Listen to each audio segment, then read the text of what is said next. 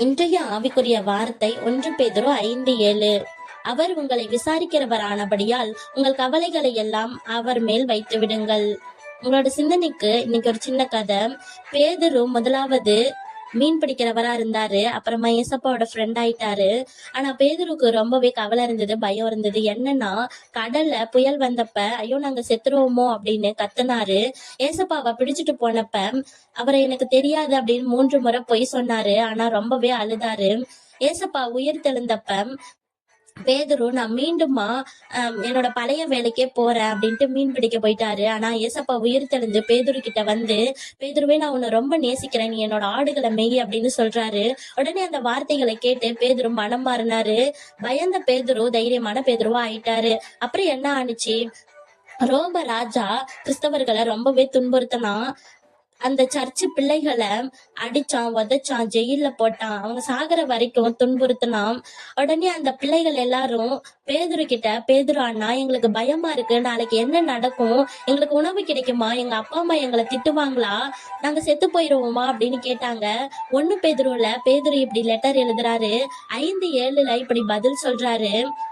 பிள்ளைங்களே, கவலையாகிய பேகு வெயிட்டா இருக்கு இல்ல, உங்களோட 10th ஸ்டாண்டர்டு புக்ஸ உங்க பேகுக்குள்ள அடுக்கி வெயிட்டா நீங்க எடுத்துட்டு போகாம அதை ஏசப்பா கிட்ட கொடுத்துருங்க.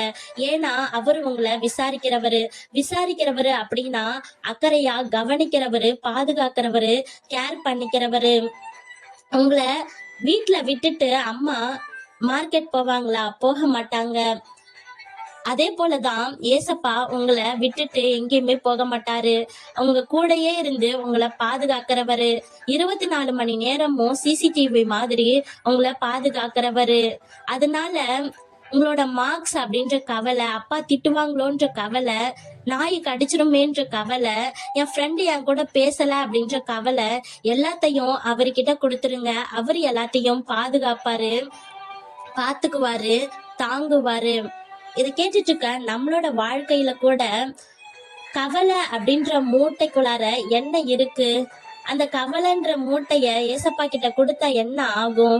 நாளைக்கு மேக்ஸ்ல எனக்கு டெஸ்ட் இருக்கு, அதுல ஃபெயில் ஆயிட்டா அம்மா என்ன திட்டுவாங்க அப்படின்னு கவலைப்படுறீங்களா? ஆனா ஏசப்பா சொல்றாரு, நீ நல்லா படி, ஜபம் பண்ணு, நீ ஃபெயில் ஆகுற சூழ்நிலை ஏற்பட்டாலும் உன்னை பாஸ் பண்ண வைப்பேன் அப்படின்னு சொல்றாரு. என் ஃப்ரெண்டு என்கிட்ட பேசல, நான் தனியா இருக்கேன், எனக்கு கவலையா இருக்குன்னு யோசிக்கிறியா? ஏசப்பா சொல்றாரு, நான் தான் உன்னுடைய பெஸ்ட் ஃப்ரெண்டு, நான் உன் கூட எப்பவுமே இருப்பேன், நீ அவகிட்ட போய் சாரி கேளு, உனக்கு ஹெல்ப் பண்றேன் நானு அப்படின்னு சொல்றாரு. எப்பவுமே வீட்டுல சண்டையா இருக்கு, அப்பா குடிச்சுக்கிட்டே இருக்காரு அப்படின்னு கவலைப்படுறியா? ஏசப்பா சொல்றாரு, நான் உன்னை பாக்குறேன், நீ கவலைப்படாத, உன்னோட கவலைகள் எல்லாவற்றையும் என்கிட்ட கொடுத்து ஜபம் பண்ணு, நான் உங்களோட அப்பாவை மாத்துறது என்னோட வேலை அப்படின்னு சொல்றாரு. நான் கருப்பா இருக்கேன் அப்படின்னு நீ யோசிக்கிறியா? ஆனா ஏசப்பா சொல்றாரு, நான் தான் உன்னை உண்டாக்குன, என்னோட பார்வைக்கு நீ அழகா இருக்க, நீ எதை குறிச்சும் கவலைப்படாத, மத்தவங்க சொல்றத நீ பொறுப்பா எடுத்துக்காத, அதை எல்லாத்தையும் தூக்கி போடு அப்படின்னு சொல்றாரு. எப்படி நம்ம தூக்கி போடுறது? ஒவ்வொரு கவலையும் அவர்கிட்ட சொல்லி, ஏசப்பா இந்த கவலையில இருந்து எனக்கு ஒரு விடுதலையை கொடுங்க அப்படின்னு அவர்கிட்ட கொடுத்துடணும். நம்மளோட கவலைகள் எல்லாவற்றையும் முழுமையா அவர்கிட்ட கொடுக்கணும். நம்ம அமேசான்ல ஆர்டர் போட்டுட்டு ஒரு பொருளுக்காக அது எப்ப வரும்னு வெயிட் பண்ணிக்கிட்டு இருப்போம். ஆனா ஏசப்பா கிட்ட கொடுத்துட்டோம் அப்படின்னா நிம்மதியா இருக்க முடியும் நம்மளால. முக்கியமா கவலைய வச்சுக்கிட்டு நான் படிக்கணுமா படிக்க வேணாமா அப்படின்னு யோசிக்காத. கண்டிப்பா படிக்கணும், முயற்சி பண்ணணும்.